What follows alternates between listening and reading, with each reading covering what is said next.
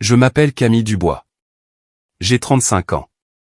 Et je ne savais pas que 9 ans avec le même homme pouvaient commencer à s'effondrer à cause de 3 nuits où il a choisi de disparaître, pour ensuite revenir comme si je ne méritais aucune explication. Nous n'étions pas le genre de couple qui postait des légendes dramatiques en ligne. Nous avions une vie tranquille, le genre de vie qui semble ennuyeuse aux inconnus mais qui paraît sûre pour ceux qui la vivent de l'intérieur. 2 enfants. Léo, 7 ans, tout encoudé en question. Chloé, 5 ans, encore assez petite pour s'endormir au milieu d'une phrase. Une maison qui avait toujours au moins un panier de linge en attente. Des excursions le week-end au parc. Des dîners de famille où quelqu'un renversait inévitablement quelque chose. Et je faisais toujours semblant que cela ne me dérangeait pas autant que c'était le cas. Thomas, mon compagnon, mon partenaire, le père de mes enfants, avait des horaires réguliers. Moi aussi. Nous partagions l'éducation des enfants plus équitablement que la plupart des gens que nous connaissions. Ce n'était pas parfait, mais c'était à nous. Prévisible, normal. Jusqu'à il y a environ 6 mois, je vous aurais dit que tout allait bien. Pas de feu d'artifice, pas de passion de film romantique, mais de la stabilité. Et puis mercredi est arrivé. C'était le début de l'automne, le genre de journée où l'air du matin semble vif, comme si le monde essayait de vous avertir que quelque chose est en train de changer. Thomas a mentionné avec désinvolture qu'il pourrait sortir après avoir déposé les enfants à l'école. Juste besoin de souffler, a-t-il dit en attrapant ses clés. J'ai à peine levé les yeux du comptoir. Bien sûr, amuse-toi bien. Je n'y ai pas pensé plus que ça. Ce premier soir, j'ai préparé le dîner, aidé Léo avec ses devoirs, donné le bain à Chloé, lu 2 histoires pour dormir parce qu'elle a supplié. À 21h, la maison était calme, à l'exception du bourdonnement du réfrigérateur et de mes propres pas. À 21h12, j'ai envoyé un SMS à Thomas, « Quand est-ce que tu rentres ?» Aucune réponse. À 22h47, j'ai appelé et suis tombé directement sur la messagerie vocale. Je n'ai pas paniqué tout de suite.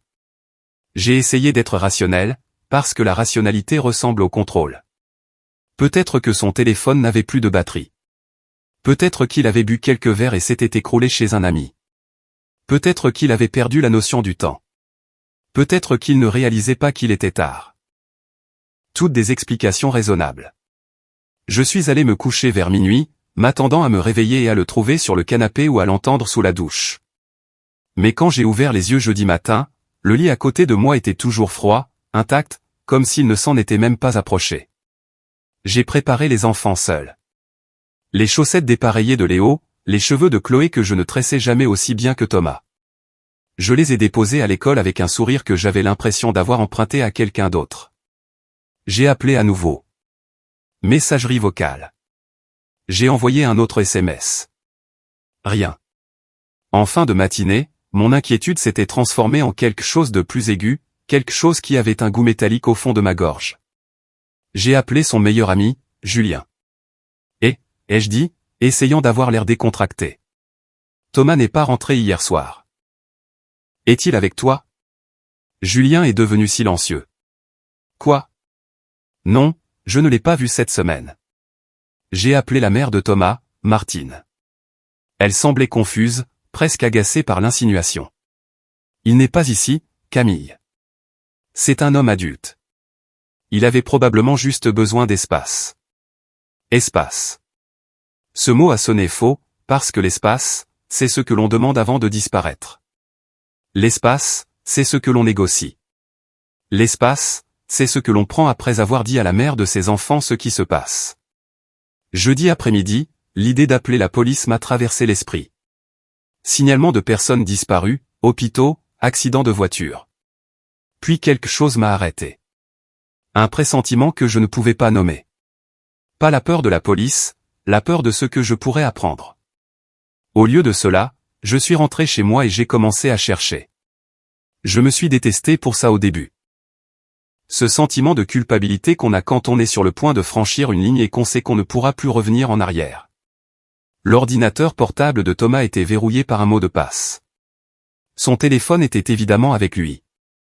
Mais dans le tiroir de la cuisine, sous des câbles de chargement et de vieilles bougies d'anniversaire, il y avait notre vieille tablette commune, celle que nous utilisions pour regarder des dessins animés quand les enfants étaient malades, celle que Thomas utilisait parfois quand son téléphone chargeait. Je l'ai allumé et mon estomac s'est noué. Son email était toujours connecté. Je me suis assise à la table de la cuisine comme si j'étais sur le point d'ouvrir une porte dans ma propre maison sans avoir la permission d'entrer. Puis je me suis dit la vérité. Il était parti depuis près de 24 heures. Pas d'appel, pas de SMS, pas d'explication. La vie privée ne passe pas avant la parentalité. J'ai ouvert la boîte de réception. Au début, c'était normal. Reçu, spam, horaire de travail. Puis j'ai vu un nom que je n'ai pas reconnu jusqu'à ce que je clique. Sophie Morel. Je connaissais ce nom. Son ex-petite amie. Il ne l'avait pas prononcé depuis des années, mais il était au fond de ma mémoire comme une écharde. La relation qu'il décrivait comme de l'histoire ancienne. La fille dont il me disait qu'elle n'était rien. Les emails n'étaient pas rien. Les premiers étaient enjoués. Trop enjoués. Le genre de ton qu'on n'utilise pas avec un étranger. Des blagues privées, des messages tard le soir. Tu me manques. Je pense encore à ce voyage. Puis les messages ont changé. Ils sont devenus plus audacieux, plus intimes. Planification de confirmation d'hôtel. J'ai hâte de t'avoir pour moi toute seule. Elle ne te comprend pas comme moi. Et la phrase qui m'a glacé le sang, parfois, j'aimerais pouvoir tout quitter et recommencer. Tout. Cela signifiait moi. Cela signifiait Léo et Chloé. J'ai fixé l'écran, faisant défiler, lisant des mois de trahison comme si c'était une histoire arrivant à quelqu'un d'autre. Comme si, en continuant à lire, je trouverais la partie où ce n'était pas réel. Mais c'était réel. Jeudi soir est arrivé. Puis vendredi matin, toujours pas de Thomas. J'ai gardé les enfants nourris, souriants, en sécurité. Léo a demandé jeudi soir, où est papa? J'ai dit, il est avec un ami. Il sera bientôt rentré. Je me détestais de mentir, mais je ne savais pas comment dire à mon fils que son père avait choisi le silence plutôt que lui. Vendredi soir, je n'ai pas dormi. Je suis resté allongé dans le noir, fixant le plafond, rejouant chaque message que j'avais lu, chaque phrase, chaque petite plainte à mon sujet, à propos de notre vie. Et pendant que j'étais là, quelque chose a changé en moi. Pas en rage, mais en clarté, parce que Thomas n'était pas porté disparu, Thomas faisait un choix. Samedi matin vers 10 heures, j'ai entendu une voiture dans l'allée. Les enfants étaient dans le salon en train de regarder des dessins animés.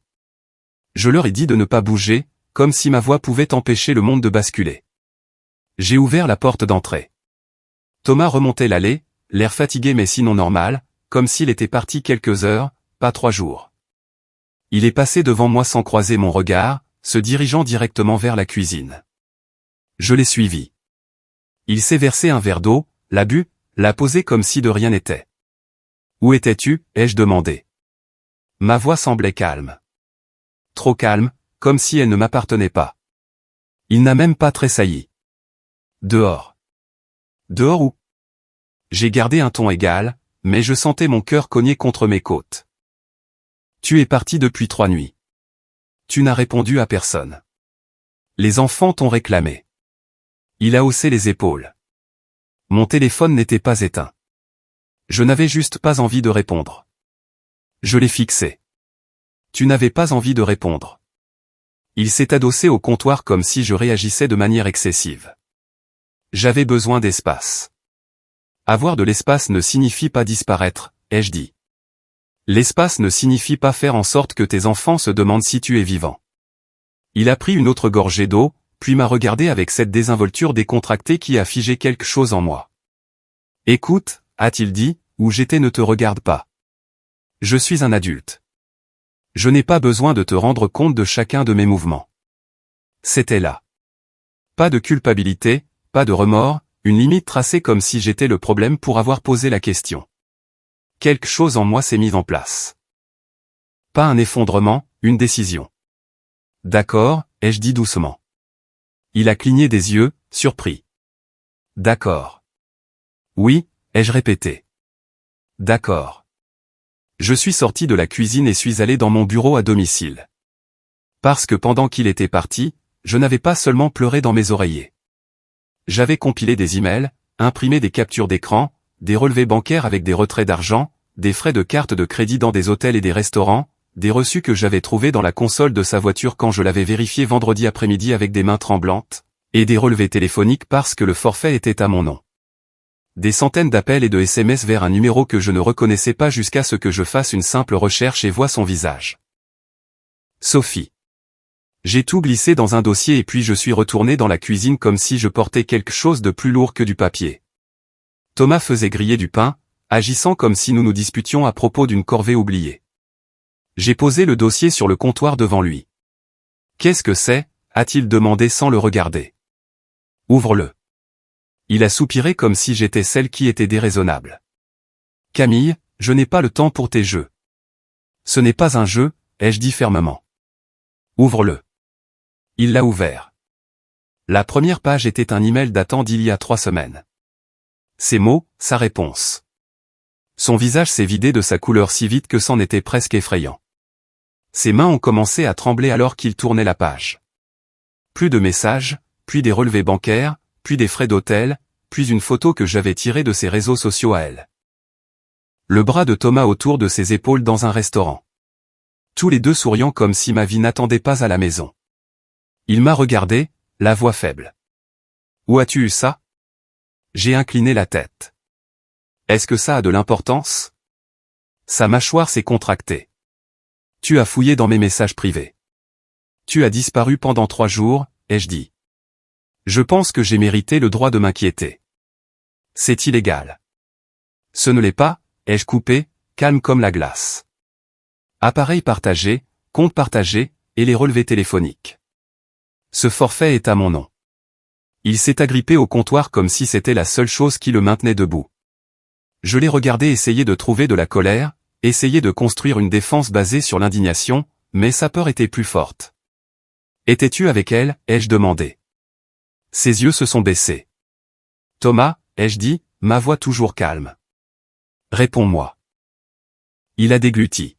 « Oui. » Le mot a atterri dans la cuisine comme quelque chose qui se brise. « Où » ai-je demandé. « Un hôtel » a-t-il murmuré. « À quelques heures d'ici. » Et son mari, ai-je demandé parce que je savais déjà que la réponse exposerait quel genre de personne il était devenu. Est-ce qu'il sait? La bouche de Thomas s'est tordue. Je ne sais pas. Ce n'est pas mon problème. Pas son problème. Comme nos enfants n'étaient pas son problème ces 3 nuits-là. Je n'ai pas crié. Je n'ai rien jeté. Je l'ai juste fixé et j'ai senti mon dernier espoir s'évaporer.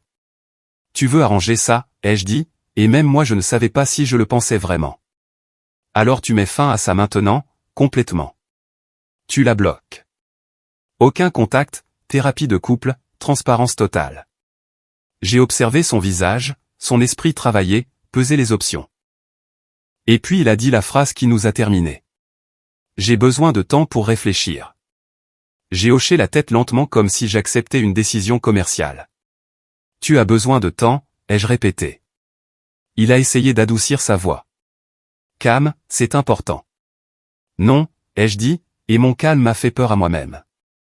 Ce n'est pas important. C'est simple.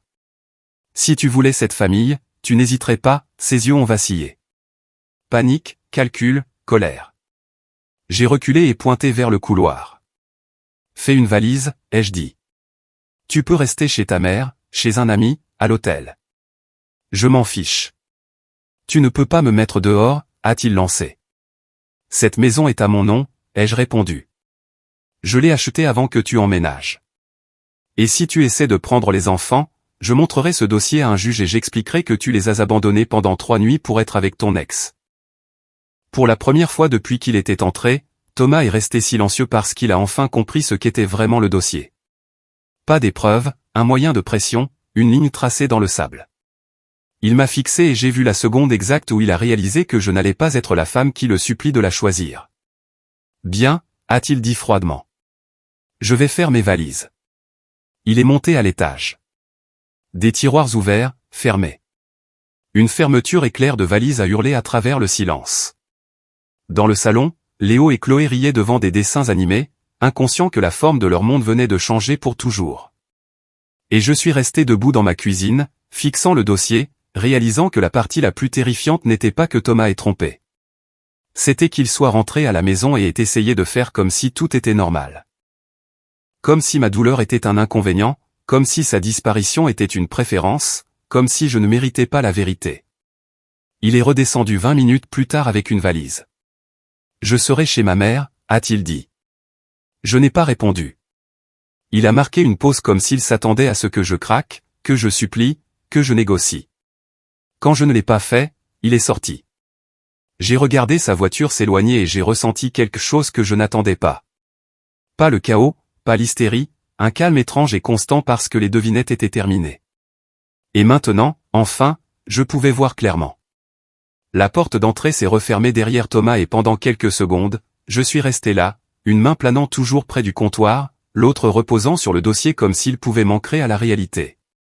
Dans le salon, Léo a ri de quelque chose à la télé. Chloé a applaudi, ses petites mains faisant ce doux bruit de claquement qui me faisait habituellement sourire. Ce matin-là, la maison semblait normale, et c'était la partie la plus cruelle. Je suis retourné dans le salon avec un calme que je ne ressentais pas, et, ai-je dit doucement, m'asseyant sur le tapis pour être à leur hauteur. Papa va rester chez mamie quelques jours. Le sourire de Léo s'est effacé. Pourquoi?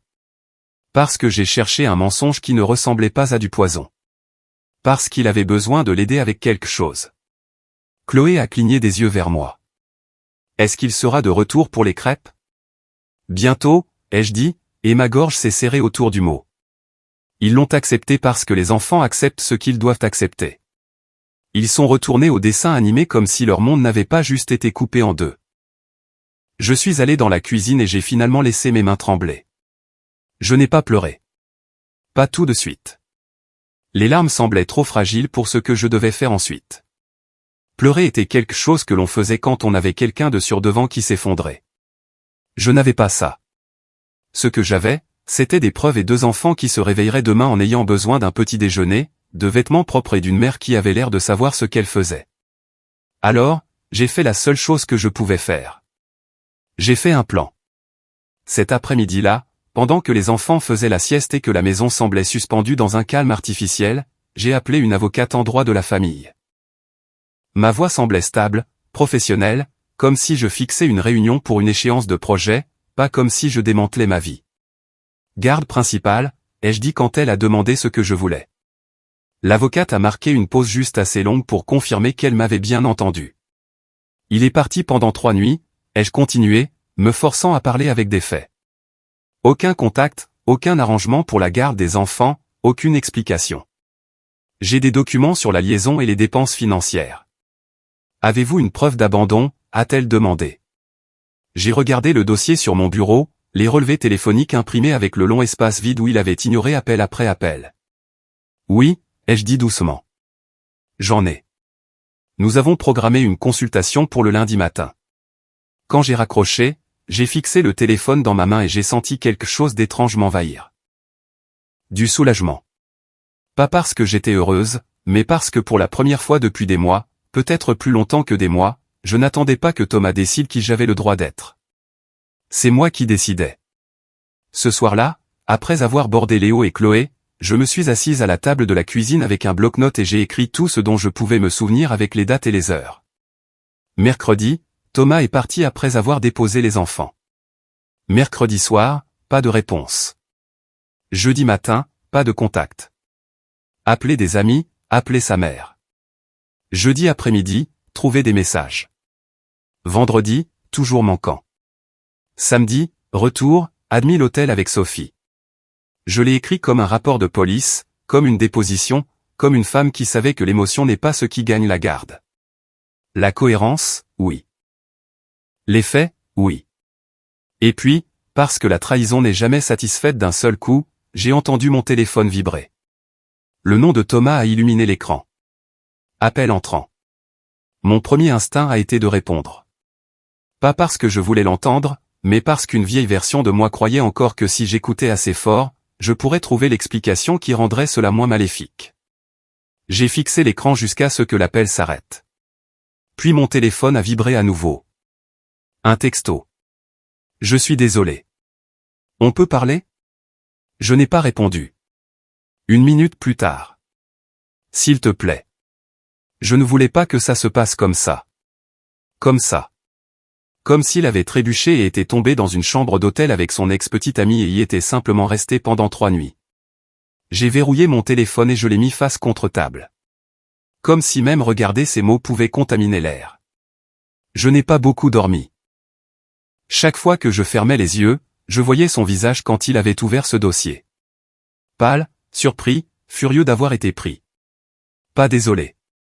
Coincé. Le matin, j'ai fait des crêpes parce que Chloé l'avait demandé. J'ai préparé les déjeuners. J'ai conduit les enfants à l'école. Dans la file d'attente pour récupérer les enfants, d'autres mamans m'ont fait signe, normale et inconsciente. J'ai fait signe en retour comme si je faisais partie du même monde. Puis, dès que je suis remonté dans ma voiture, j'ai fixé le volant et j'ai enfin laissé une larme glisser sur ma joue. Juste une. Puis, je l'ai essuyée et j'ai conduit au travail. Parce que les factures ne s'arrêtent pas pour un chagrin d'amour. À l'heure du déjeuner, Thomas avait réessayé, cette fois depuis un numéro différent. Je n'ai pas répondu non plus. Puis le ton de ses messages a commencé à changer comme ils le font toujours quand les excuses cessent de fonctionner. Tu vas vraiment faire ça? Tu fais exploser notre famille pour une erreur. Tu fais toujours ça. Tu deviens froide et tu me punis. Punir. Comme si demander la vérité était de l'abus. Comme si les conséquences étaient de la cruauté. J'ai lu les messages une fois, puis je les ai transférés dans un dossier séparé de mon email intitulé « Preuve ». Parce que c'était dans cela que je vivais maintenant, une version de la réalité où tout devait être documenté. 2 jours plus tard, sa mère a appelé. Le nom de Martine a clignoté sur l'écran. J'ai failli ne pas répondre. Puis je l'ai fait parce que je savais qu'elle continuerait d'appeler jusqu'à ce qu'elle obtienne ce qu'elle voulait. Camille, a dit Martine immédiatement, la voix tremblante d'une performance de chagrin. Thomas est dévasté. Je me suis adossé à ma chaise. Il devrait l'être. Il a fait une erreur, a-t-elle insisté. Il ne pensait pas clairement. Il se sentait seul et il se sent terriblement mal. J'ai laissé échapper un souffle calme. La solitude ne pousse pas un homme adulte à abandonner ses enfants pendant 3 nuits. Martine a ignoré cela. Il a mis fin à tout. Les mots ont atterri comme un coup d'échec soigneusement placé. Il a mis fin à tout, comme si cela était censé réparer la façon dont mon fils a demandé où était son père. Comme si cela effaçait les reçus d'hôtel, les emails, les mensonges. A-t-il mis fin à tout, ai-je demandé. Avant ou après avoir réalisé qu'il ne pouvait pas garder les deux. La voix de Martine s'est aiguisée. Ce n'est pas juste. Disparaître non plus, ai-je répondu. Il veut rentrer à la maison, a-t-elle dit.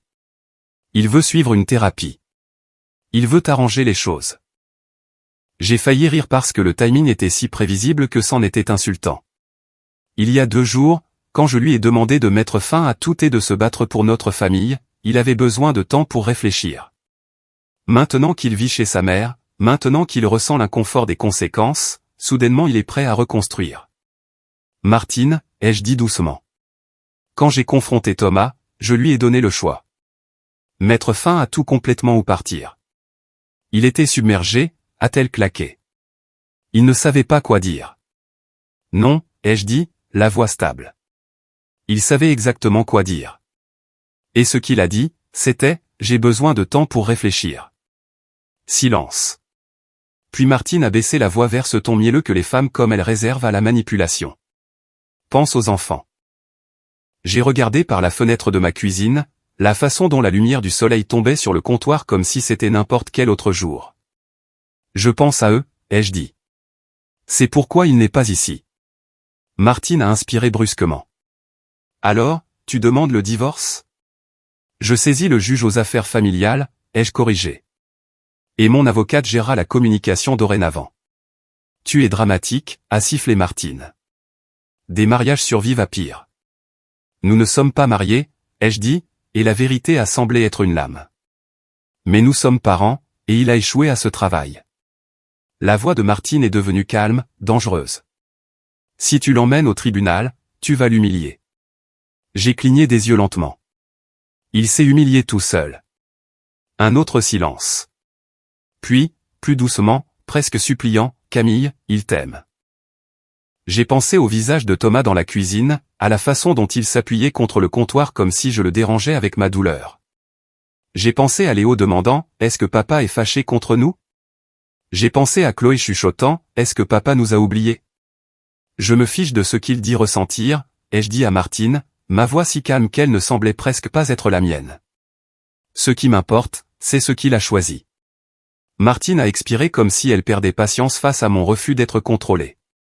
Tu vas regretter ça, a-t-elle dit. Non, ai-je répondu.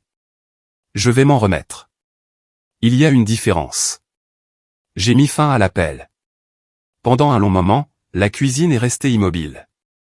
Puis mon téléphone a vibré à nouveau. Un nouveau message d'un numéro inconnu. Camille, c'est Marc Lambert.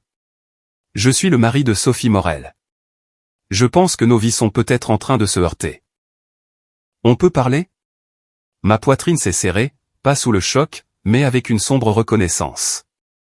Bien sûr, parce que la trahison ne reste jamais contenue. Elle déborde. Elle détruit tout ce qu'elle touche. J'ai fixé le message, mon doigt planant au-dessus. Je pouvais l'ignorer. Je pouvais me protéger de plus de douleur.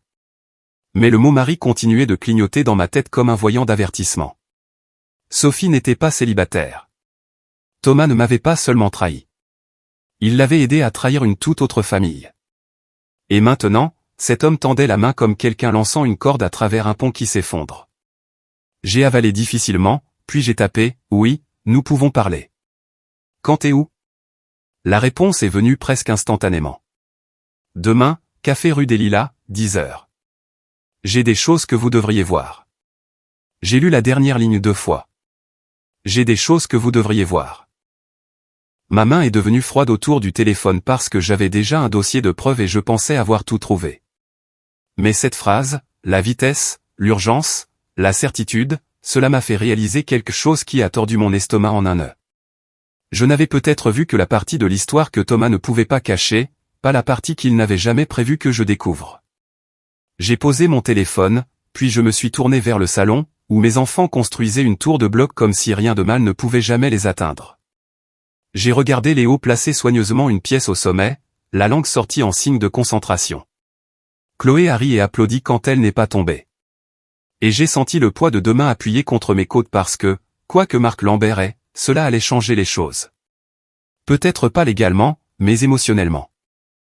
Cela allait remplir les blancs que Thomas avait laissés derrière lui avec le silence. Et je ne savais pas si j'étais prête à voir le reste. Mais je savais ceci, je n'allais pas détourner le regard. Le café de la rue des Lilas sentait l'espresso brûlé et les pâtisseries fraîches, trop normal pour une réunion qui donnait l'impression qu'elle pouvait faire exploser le peu de stabilité émotionnelle que j'avais réussi à construire. Je suis arrivé 10 minutes en avance et j'ai choisi une table dans le coin, le dos contre le mur. Ce n'était pas de la paranoïa, c'était de l'instinct. Quand votre vie se fissure, vous commencez à vous positionner là où vous pouvez tout voir arriver. Marc Lambert est entré exactement à 10h.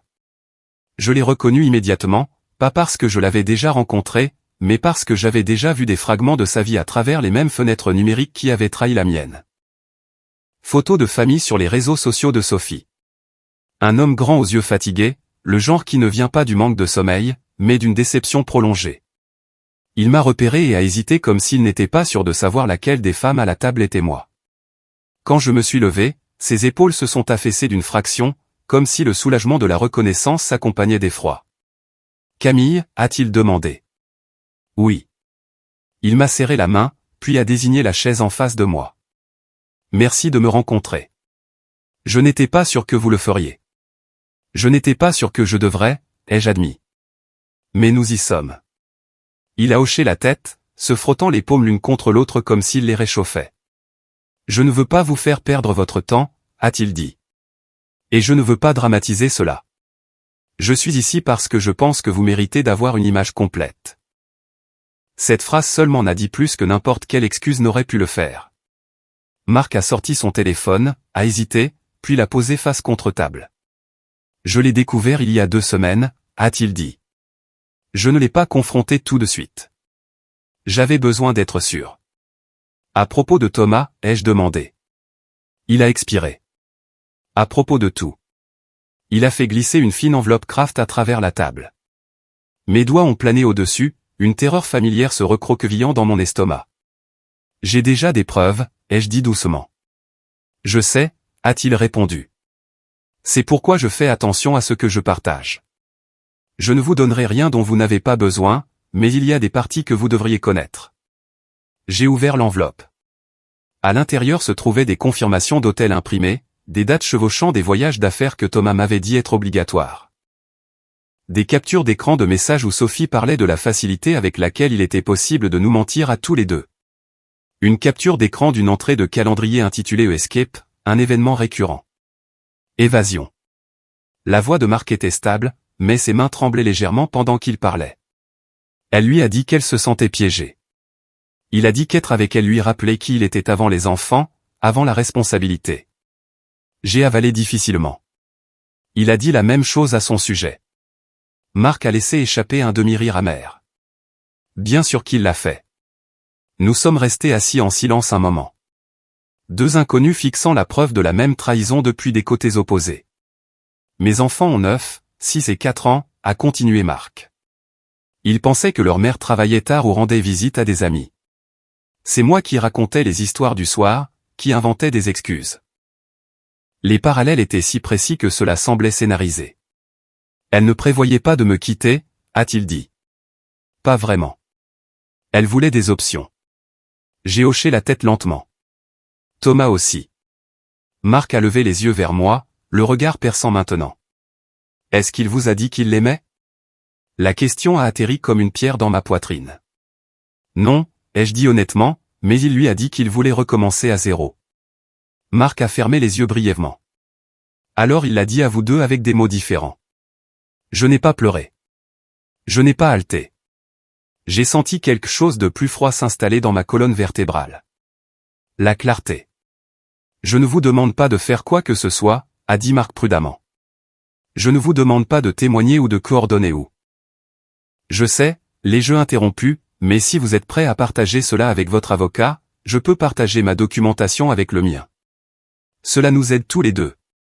Le soulagement a vacillé sur son visage. Merci. Nous avons échangé nos emails, professionnels et distants. Deux personnes qui avaient appris à la dure que les émotions ne protègent pas les enfants. La paperasse, si. Quand j'ai quitté le café, le ciel s'était couvert. Le genre de gris qui pèse sur vous sans pleuvoir. Je suis resté assise dans ma voiture pendant une minute entière avant de tourner la clé. Parce que maintenant je savais quelque chose de pire que la tromperie. Thomas ne m'avait pas seulement trahi. Il avait construit toute une vie parallèle, une vie qui nécessitait mon silence pour survivre. Et j'avais failli le lui donner. À la fin de cette semaine, le ton des messages de Thomas a encore changé. Les excuses se sont taries. Les « s'il te plaît » sont devenus des accusations. Tu empoisonnes les enfants contre moi. Tu agis comme une avocate, pas comme une partenaire. Tu as toujours eu besoin de contrôle. C'est juste une autre façon de l'obtenir.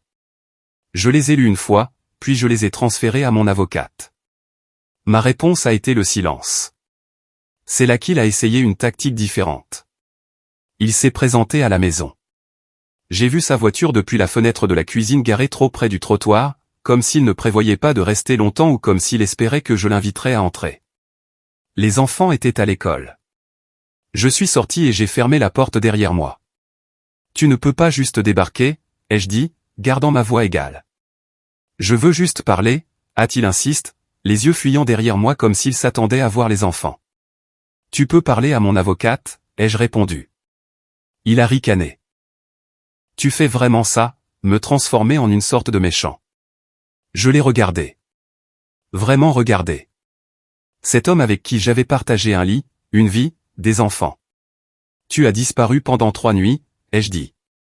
Tu as dépensé notre argent dans des hôtels. Tu as dit à une autre femme que tu voulais recommencer à zéro. Il a passé une main dans ses cheveux, frustré. Tu ne comprends pas ce que ça faisait. Je me noyais. Alors, tu as abandonné le navire, ai-je dit platement. Il s'est approché. Si tu portes ça devant le tribunal, je me battrai pour la garde. Je n'ai pas bronché. Tu peux essayer. Sa mâchoire s'est contractée. Je leur dirai que tu es contrôlante, que tu m'as exclu émotionnellement. J'ai hoché la tête. Et je leur montrerai le dossier. Pendant une fraction de seconde, la peur a traversé son visage. Parce que le dossier n'était pas seulement la preuve d'une tromperie, c'était la preuve d'un abandon. Et les tribunaux se soucient de ça. Tu es cruel, a-t-il dit doucement. Non, ai-je répondu. Je suis précise. Il est resté là un long moment, cherchant quelque chose sur mon visage. De la sympathie, de la faiblesse, l'ancienne version de moi. Il ne l'a pas trouvé. Pense à ce que tu fais, a-t-il dit finalement. Tu es en train de détruire notre famille. J'ai incliné la tête. Non, Thomas, tu as fait ça. Je refuse juste de nettoyer derrière toi. Il est parti sans un autre mot. Je suis rentré à l'intérieur et me suis appuyé contre la porte, mes genoux soudainement faibles. Pas de regret, mais d'adrénaline. Parce que tenir bon semble terrifiant quand on a passé des années à être arrangeante. La date du tribunal se profilait comme une ombre sur le calendrier. Entre-temps, les enfants ont commencé à poser des questions plus difficiles. Pourquoi papa ne vient pas à la sortie de l'école, a demandé Léo un après-midi. Pourquoi deviens-tu triste quand son nom est mentionné, a chuchoté Chloé une fois, comme si c'était un secret. J'ai répondu prudemment. Vérité sans détail, honnêteté sans blâme. Parfois, les adultes font des choix qui changent les choses, ai-je dit. Mais ce n'est pas à cause de vous, et ce n'est pas à cause de moi. Nous avons commencé une thérapie familiale la semaine avant l'audience. Le thérapeute a demandé à Léo de dessiner sa famille. Il a dessiné 2 maisons. Et c'est à ce moment-là que j'ai dû m'excuser pour aller aux toilettes et pleurer silencieusement dans une serviette en papier. La veille du tribunal, Thomas a envoyé un dernier message. Si tu fais ça, il n'y a pas de retour en arrière. J'ai fixé l'écran, puis j'ai tapé ma première réponse depuis des semaines. Tu as franchi cette ligne quand tu n'es pas rentré à la maison. J'ai bloqué son numéro après ça. J'ai mieux dormi que je ne l'avais fait depuis des mois. Pas parce que je n'avais pas peur, mais parce que je ne faisais plus semblant. Le lendemain matin, alors que je m'habillais d'un blazer neutre et de chaussures plates, rien de dramatique, rien d'émotionnel, j'ai attrapé mon reflet dans le miroir. Je paraissais plus vieille, mais je paraissais aussi solide, comme quelqu'un qui n'attendait pas d'être choisi, comme quelqu'un qui s'était déjà choisi elle-même. Et en ramassant le dossier, plus épais maintenant, plus lourd de vérité, j'ai compris quelque chose clairement. Il ne s'agissait pas de vengeance. Il s'agissait de sécurité, de stabilité et d'apprendre à mes enfants que l'amour n'exige pas l'effacement de soi. J'ai éteint la lumière, verrouillé la porte et marché vers la voiture, vers le tribunal, vers le reste de l'histoire. Le palais de justice était plus froid que je ne l'avais prévu. Pas seulement la climatisation, l'atmosphère, la façon dont les conversations tombaient en chuchotement, la façon dont les gens évitaient le contact visuel, comme si l'émotion était quelque chose qui pouvait vous valoir une citation pour outrage. Je suis arrivé tôt, le dossier coincé sous mon bras comme un bouclier. Mon avocate, Isabelle, m'a retrouvé dans le couloir à l'extérieur de la salle d'audience. Elle était calme, efficace, le genre de femme qui parlait doucement parce qu'elle n'avait jamais besoin d'élever la voix. « Vous êtes prête ?» a-t-elle demandé. J'ai hoché la tête. Aussi prête que je le serai jamais. De l'autre côté de la pièce, Thomas se tenait avec son avocat. Il paraissait plus petit que dans mes souvenirs, pas physiquement, mais émotionnellement, comme un homme dépouillé de la certitude qui le portait autrefois à travers les conversations qu'il ne voulait pas avoir. Quand ses yeux ont croisé les miens, quelque chose a vacillé. Du regret peut-être, ou de la panique, ou la réalisation que ce n'était pas une conversation dont il pouvait se sortir par le charme.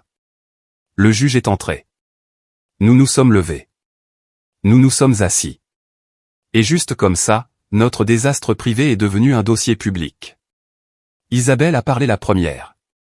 Elle a exposé les faits sans fioriture.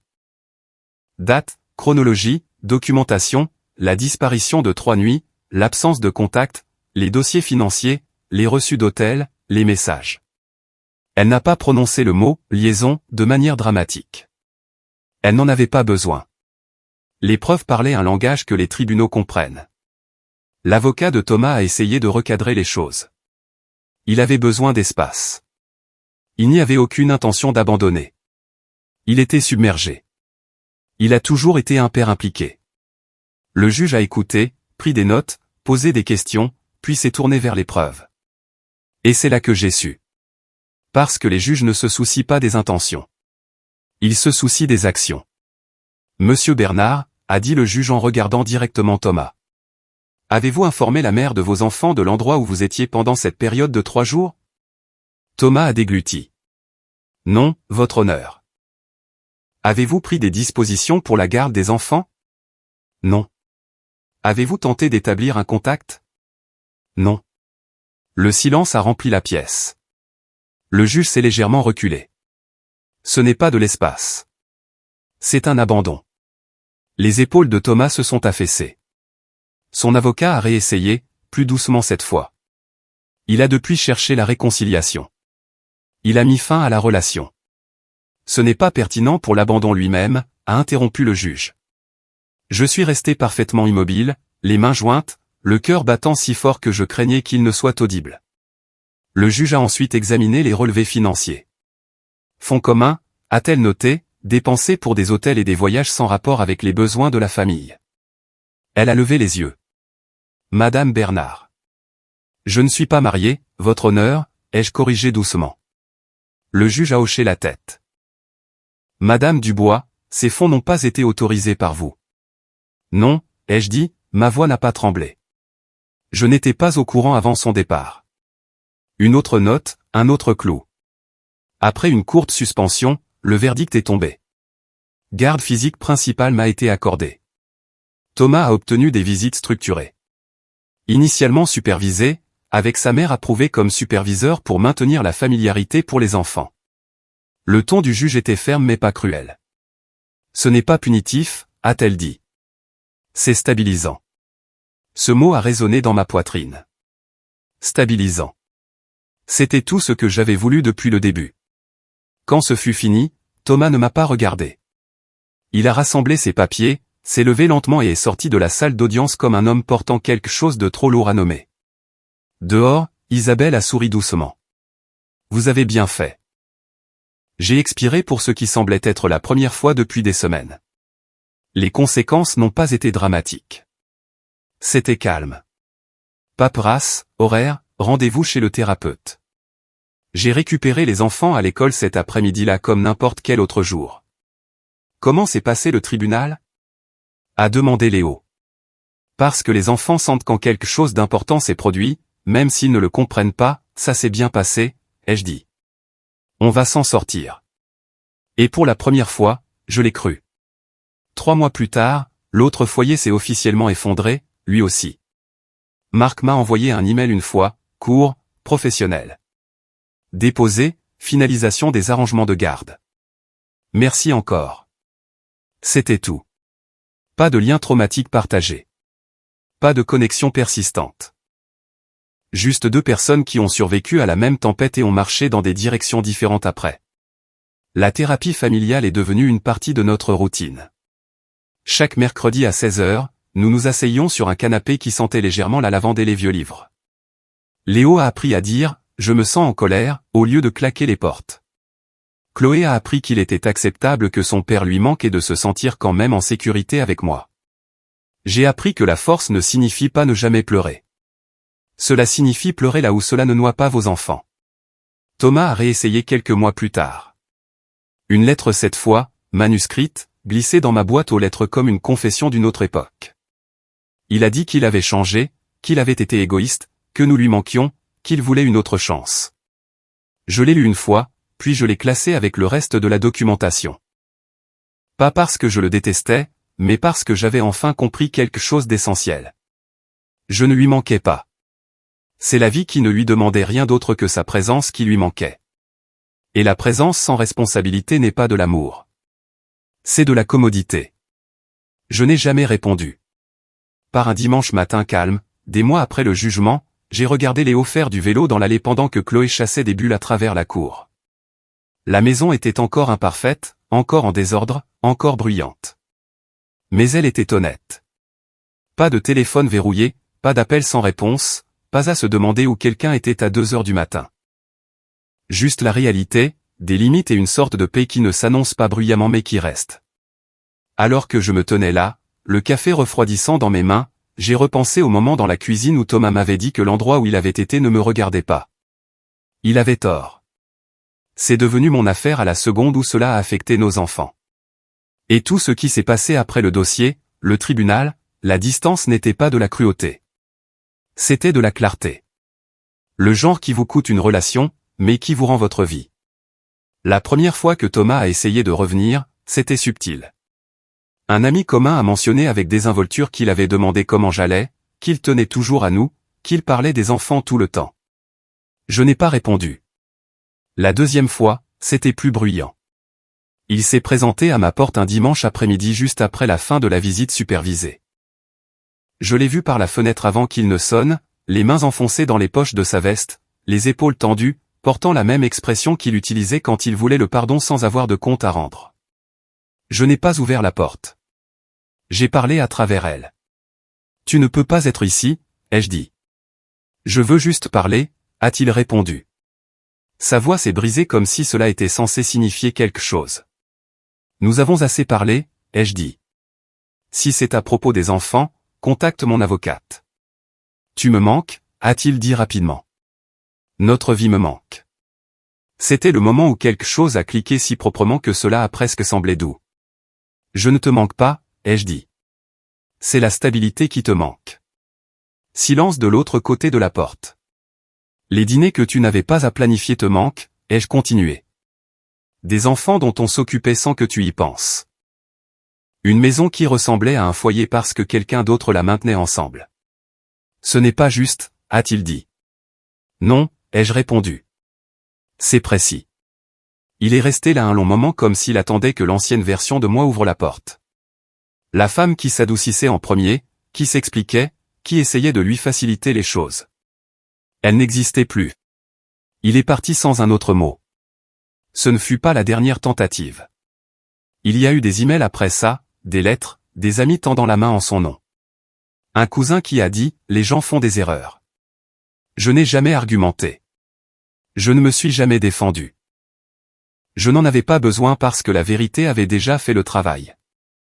Une année a passé, puis une autre, et quelque part dans l'accumulation silencieuse des jours ordinaires, des dépôts à l'école, des listes de courses, des réunions parents-profs, des lessives tard le soir, j'ai réalisé quelque chose d'étrange. Je n'étais plus en colère. La colère brûle fort, mais elle vous garde attaché. J'étais libre. Les enfants se sont adaptés de manière qui m'ont surprise. Léo a arrêté de demander quand son père rentrait à la maison. Il a commencé à demander si nous pouvions faire des pizzas ensemble le vendredi. Chloé a arrêté de chuchoter des questions au moment du coucher. Elle a recommencé à faire ses nuits. Leurs rires sont revenus lentement, puis tout d'un coup, comme un son qui avait attendu la sécurité. Quant à Thomas, sa vie paraissait plus petite de loin.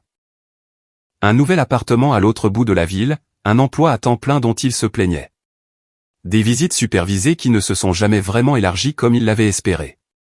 Il a essayé une fois de plus, 2 ans après la séparation. Un long email, réfléchi, soigné, plein d'une perspicacité qu'il n'avait pas eue quand cela comptait. Il a dit qu'il avait suivi une thérapie, qu'il comprenait pourquoi il avait trompé, qu'il savait maintenant ce qu'il avait perdu. Je l'ai lu attentivement. Puis j'ai fermé mon ordinateur portable parce que la perspicacité après les conséquences n'est pas de la croissance. C'est du deuil. Et le deuil ne vous donne pas droit à une autre chance. En regardant en arrière maintenant, je peux voir les signes que j'ai ignorés. La façon dont il se retirait quand je tendais la main vers lui. La façon dont son téléphone est devenu une extension de son corps.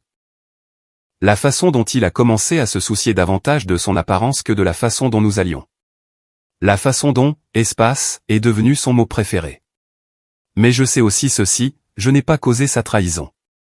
Je n'ai pas manqué quelque chose d'évident parce que j'étais négligente ou naïve. Il l'a caché délibérément. Et la responsabilité appartient à la personne qui choisit la tromperie, pas à celle qui a fait confiance.